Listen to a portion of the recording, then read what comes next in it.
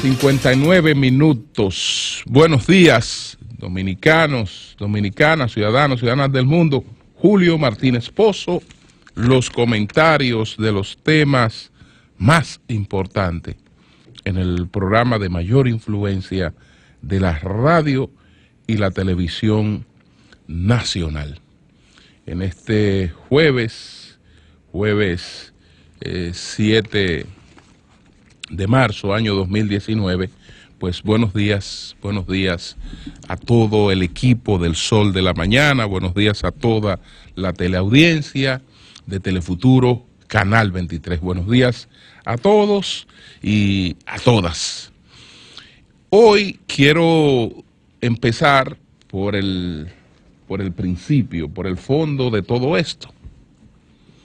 Por el fondo de todo esto que fue el voto disidente de Miriam Germán, y después seguiré con toda la historia hasta lo que hemos tenido hasta este momento.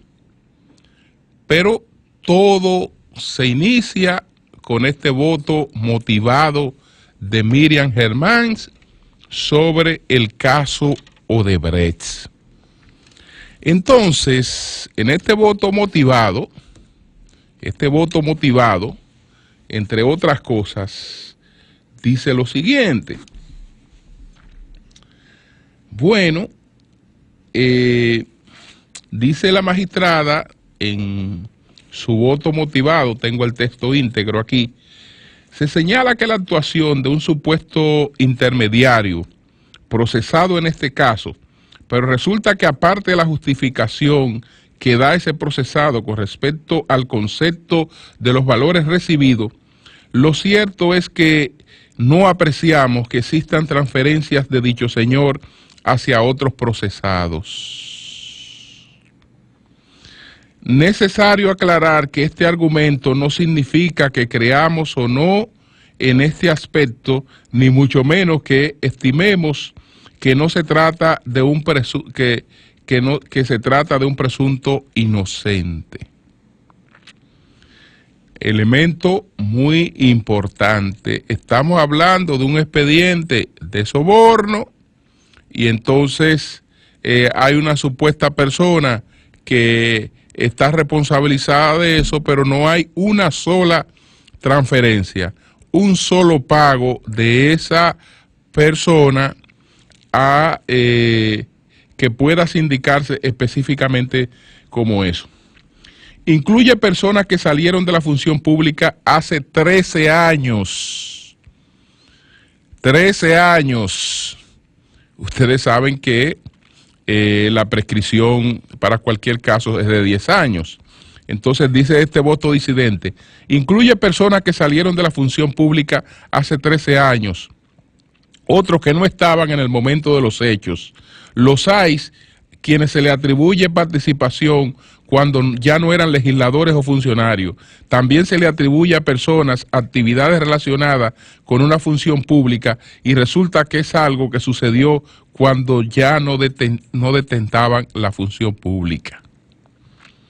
Otro aspecto es que la ley 488-06 es una norma que no resulta aplicable a hechos cometidos antes de su entrada en vigor.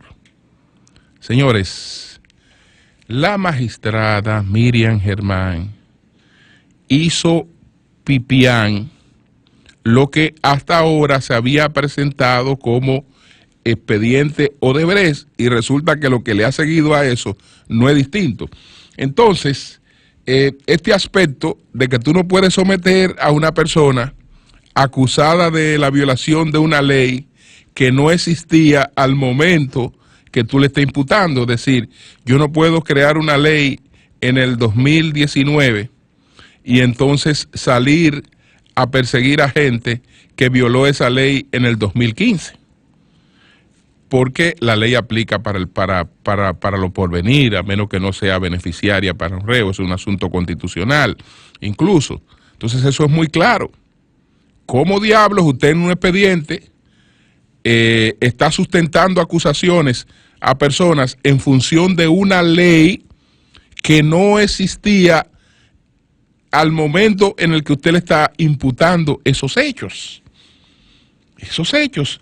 Otro aspecto es que la ley, y ahí repito, 488-06, es una norma que no resulta aplicable a hechos cometidos antes de su entrada en vigor, lo cual hace que algunos hechos atribuidos, aparte de su entrada en vigor,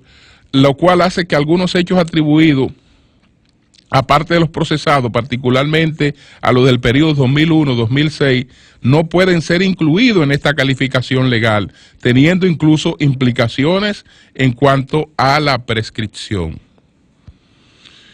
La decisión desaprovecha una magnífica oportunidad para censurar la práctica de ciertas agencias ejecutivas. Repito, hoy estoy leyendo el fondo de todo, que fue el voto disidente de la magistrada Miriam Germán. Ese es el fondo real de todo. La decisión desaprovecha una magnífica oportunidad para censurar la práctica de ciertas agencias ejecutivas, policía y ministerio público, proscritas a pena de nulidad por el artículo 95, numeral 8, consistente en presentar a las personas imputadas ante los medios de comunicación de forma que los dañe en su dignidad o que los coloque en riesgo de daño. Aduce la decisión dos motivos. Primero, que no demostró, debió decir, que no se probó algo que fue notorio. El Ministerio Público grabó los arrestos y los hizo distribuir entre los medios de comunicación. Se ha dicho que en el caso de funcionarios públicos, estas reglas del artículo 95 ceden ante el derecho de informar. Este es un argumento infeliz, ya que la regla de apertura o ventanas abiertas está concebida para los actos de audiencia o del juicio y no para los momentos de arresto o sometimientos especiales a medida de sujeción. En ese tribunal, este aspecto quedó claro con la intervención del abogado de uno de los imputados, que mostró al tribunal prueba de la comunicación emanada de la Procuraduría distribuyendo el video. Dice la magistrada Miriam Germán en este voto disidente: la Procuraduría, en el tiempo en que ha dispuesto hasta ahora, bien podría haber aportado un documento con mayor rigor, donde no se dieron situaciones como presentar un bien, específicamente una vivienda, como producto del lavado, cuando consta que esa vivienda le fue incautada al propietario hace años, cuando habiendo adquirido, tomado un préstamo, no pagó las cuotas. Ese fue el caso de Alfredo Pacheco Soria. Ustedes recuerdan que la prueba de lavado contra él era un apartamento que Pacheco había adquirido, y ese apartamento la institución financiera lo había incautado porque no cumplió con los pagos. Entonces, ¿cómo podía hacer eso una prueba de lavado? Bueno, esa fue una de las grandes pruebas de lavado. Entonces, en cuanto a los incrementos patrimoniales, sería deseable una investigación de los bienes que se tenían al entrar al cargo. En cuanto a la posible disipación de bienes, no es admisible como argumento para mantener en el tiempo los transcurridos. La Procuraduría General de la República debió ser diligente y tomar las medidas precautorias que fueron de lugar. En diversos escenarios, seminarios, conferencias, votos disidentes, he insistido en que la teoría del Ministerio Público no es una prueba, es su concesión de los hechos frente a los cuales debe aportar la correspondiente prueba. En el estado actual de este proceso y con lo aportado para la medida de coerción, se precisa una dificultad probatoria que, de no ser subsanada por el Ministerio Público en el curso de la investigación, no augura un futuro esperanzador por el momento, por lo menos del juicio de fondo, donde la prueba debe ser hecha para que no deje lugar a dudas razonables. Es por todo lo anterior, ante la presencia del arraigo y la inexistencia del peligro de fuga y las falencias probatorias, que me inclino por un tipo de medida que no sea la prisión preventiva ni el arresto domiciliario. Este voto puede echarme un montón de descalificaciones, y claro que se las echó, y hasta ahora fíjense cómo se han expresado, rumores, insultos, Twitter alevoso, pero mal juez fuese mal juez fuese yo si dejara de actuar conforme a la Constitución, las leyes, mi conciencia, frente a una sentencia que considero vulnera derechos fundamentales. En mi ejercicio como juez, tengo como prensa más preciosa un pequeño espacio en el cual soy mi propia dueña y no cedo ante nadie. Debió decir prenda, pero dice prensa. Alguien dijo que el corazón humano es un campo de batalla donde se enfrentan la libertad y el miedo. Creo que para el juez la frontera más lejana debe ser la del miedo. En mi favor puedo decir que en esta larga carrera este proceder lo he tenido no solo frente a personas de la condición de los imputados presentes, sino también con aquellos que provienen de la marginalidad y de la extrema pobreza, también de aquellos perseguidos por ideas políticas. Entonces, señores, yo he empezado por aquí porque este es el fondo de todo. Creo que decía la magistrada procuradora fiscal que no se está debatiendo el fondo. No, el fondo de todo es ese voto disidente de Miriam Germán. ¿Qué ha pasado después del voto disidente? Bueno, hubo una presentación formal de acusación. En esa presentación formal de acusación, una parte de los encartados fueron excluidos porque nunca hubo pruebas ni razones para que estuvieran en el expediente, y los otros permanecieron en el expediente porque había que mantener un expediente. Había que mantener un expediente y los otros permanecieron en el expediente. ¿En qué se basa el expediente acusatorio hasta ahora? En lo que nunca había ocurrido en este país, en el sistema judicial. En el hecho de que una persona ha hecho una denuncia. Yo denuncio que pudiera ser que fulano haya recibido soborno. Entonces, esa denuncia de que pudiera ser de que fulano haya recibido soborno, porque no estoy diciendo en ningún caso que Perencejo de tal se le entregó un soborno.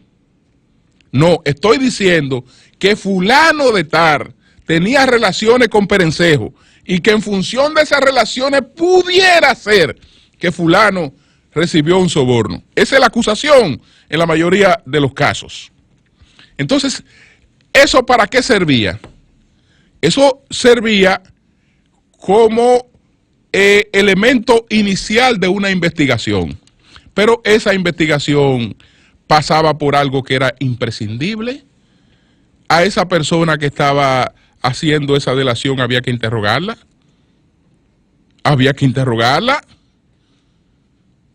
El Ministerio Público tenía que interrogarla y después las partes también. No. El sustento del expediente es la delación. Ahora, ¿con qué se acompañó la delación? ¿Qué es lo que aparentemente fortalece la delación?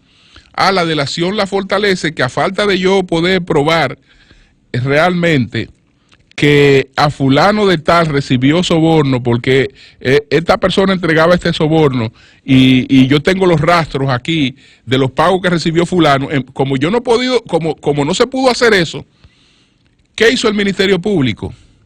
Se basó en algo en que medio país estaría preso. Medio país puede estar sometido a ese expediente. ¿En qué se basó? En que en 15 años el patrimonio de esas personas ha crecido y entonces que esas personas no pueden justificar el crecimiento de su patrimonio en función del sueldo o del ingreso que tienen. Bueno, eso medio país puede estar procesado por eso. Medio país puede estar procesado por eso. En un país donde pues la asistente, la secretaria, tiene un sueldo de 20, de 25 mil pesos, ella anda en un carrito, anda en un vehículo. Ah, bueno, ¿qué es lo que pasa? Que cuando abre la gaveta ahí tiene una tienda, en el gavetero tiene otros ingresos, tiene una serie de actividades, tiene tal vez una pareja que tiene varias actividades, etcétera, etcétera. Es decir, si me pongo específicamente a ver que tiene un vehículo y a ver ese vehículo en función del ingreso que tiene, no, está sometida por lavado de activos también y por soborno. Está sometida. Ahora, cuando indago con la objetividad que me toca como Ministerio Público, me encuentro con todas las actividades que tiene esa persona en un país donde más del 50% de las cosas se transan en una economía informal. Y entonces ya veo por qué tiene bienes que van más allá de lo que puede proyectar su salario. Esa es la realidad de este país para la mayoría de la gente. Entonces, yo tengo que investigar con objetividad. Ok, déjame investigar. Estoy investigando al senador Tommy Galán. ¿Por qué? Porque yo estoy investigando al senador Tommy Galán en función del salario que él tiene como senador y los bienes que él ha adquirido. Ah, no, pero aquí lo tengo sometido porque él no me puede justificar eso en función de los bienes. ¿Y por qué yo odio la actividad empresarial que él tenía antes incluso de estar activo en la política? ¿Por qué yo odio eso? ¿Por qué yo odio la actividad empresarial de su familia? Si la conozco. Ah, no, para presentar que es que no lo puede justificar por el sueldo, pero él tiene una actividad empresarial totalmente conocida. Incluso resulta que los bienes que yo le voy a presentar como mal habido son bienes prácticamente en la mayoría de los casos de origen en una relación familiar. La objetividad del Ministerio Público lo compromete a tomar esas cosas en cuenta y a desechar lo que haya que desechar y tomar en cuenta lo que hay que desechar. No. El problema es funcionario público, sueldo, versus bienes que tiene. Esta es la prueba de que recibieron soborno. Esa es la prueba de que esas personas recibieron, todos los casos. La única supuesta prueba que hay se llama incremento de patrimonio, pero sin una explicación de cómo ese patrimonio se incrementó, sin tomar en cuenta nada de eso, y ahí está ese expediente. Ahí está ese expediente. Ahora, ese expediente está en la fase de juicio preliminar. El juez Ortega ahora está ahí con un tremendo dolor de cabeza.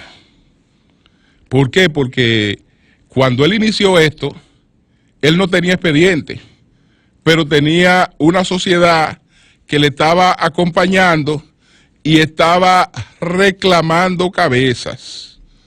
Y estaba reclamando lo que sea. Quería ver preso a quien fuere. Quería algo la sociedad. No, ahora está solo. Ahora está solo y la gente convencida de que no hay un expediente. Usted lee los artículos, los análisis que hacía hasta la propia gente que estaba más activa en la judicialización de este caso y sustenta que no hay un expediente, que ahí no hay nada. Entonces, bueno, la principal responsable de que ese criterio haya acabado prevaleciendo, se llama Miriam Germán Brito, por ese voto disidente que emitió ahí. Entonces, llegó un momento en el que el procurador entendió que la oportunidad era propicia para saldar cuentas con Miriam Germán. El único problema es que se llevaba de paro varias cosas que no tomó en cuenta. Incluso se perdió en sus roles, porque el rol del consejero, del procurador que está en el Consejo Nacional de la Magistratura, del consejero, y el rol del procurador son distintos. Son distintos. ¿Qué ocurre? Que lo que el procurador ha presentado contra Miriam Germán son documentos del dominio de la Procuraduría General de la República y que debieron tratarse bajo los procedimientos que tiene a su alcance la Procuraduría General de la República. En caso de que tenga la información de que un juez electo por el Consejo Nacional de la Magistratura está prevaricando, pues el procurador tiene las herramientas disponibles para empezar una investigación, ponerla en conocimiento de la Cámara de Diputados para que a su vez la ponga en manos del Senado de la República y todo este proceso siga lo que establece la Constitución y establecen las leyes para eso. Entonces, contrario a eso, lo que él hizo fue pues violar el carácter confidencial, violar el carácter secreto de las investigaciones penales que pueda tener a su cargo. Si el Procurador General de la República o cualquier fiscal está en conocimiento de que una persona está incurriendo en violaciones a la ley, el papel del Ministerio Público no es aguachapar eso para en un momento determinado sacarle públicamente eso a la persona. No, es actuar en función de eso. Entonces, ¿cómo salir de este empantanamiento? ¿Cómo el Consejo Nacional de la Magistratura retoma su camino?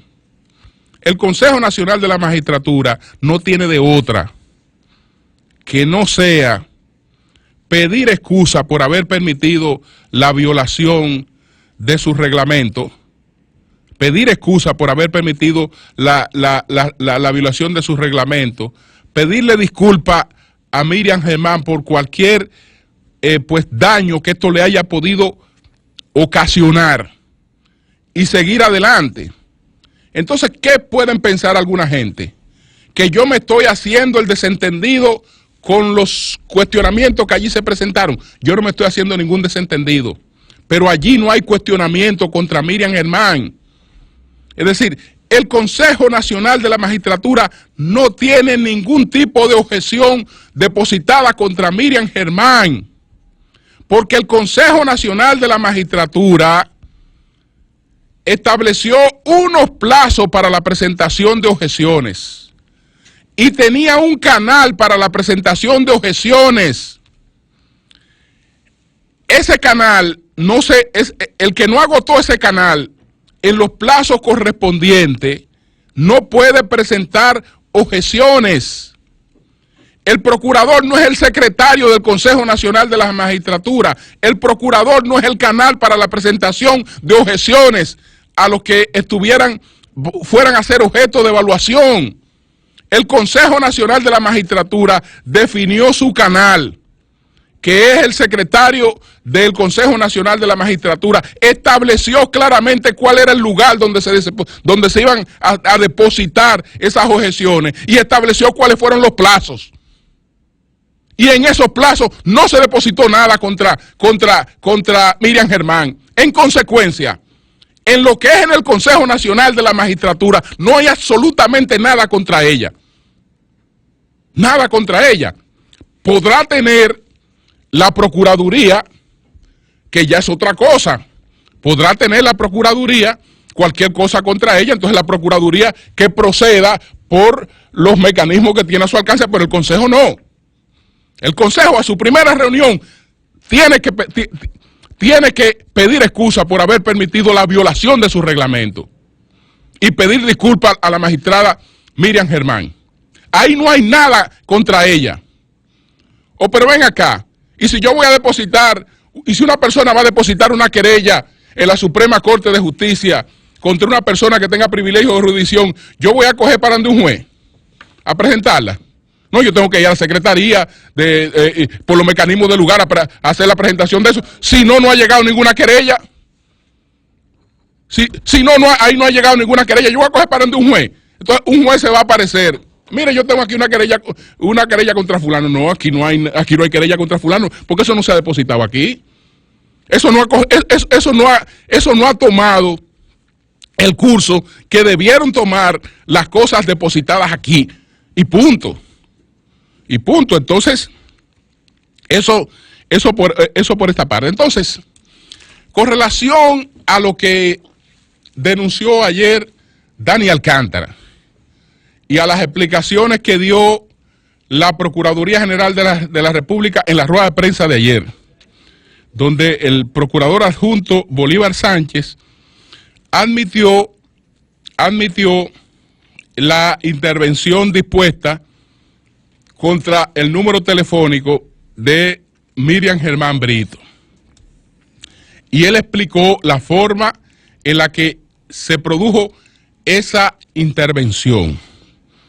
Es decir, esa intervención está dirigida, conforme a lo que él explicó, a la investigación de un señor que se hacía llamar Richard Miguel Gloss o Richard Molina Ovalle.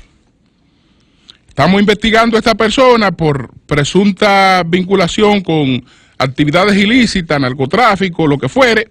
Perfecto. Al investigar a esta persona, nos encontramos con que un número de comunicación frecuente es este número. Entonces mandamos a investigar ese número. Y después nos percatamos de que ese número era el número de la magistrada Miriam Germán Brito. ¿Cuál era la relación entre esa persona y Miriam Germán Brito? Bueno, esa persona fue el encargado, o fue la empresa, o fue quien estuvo a su cargo la construcción de una propiedad que tiene, pues, la magistrada o su hijo en San José de Ocoa. Es decir, ella se comunicaba con la persona que le estaba haciendo una casa. Y eso demanda comunicación frecuente. Hasta ahí yo entiendo todo. Incluso que eso pudo darse, en principio, sin mala fe. Y sé quién es Bolívar Sánchez y su credibilidad.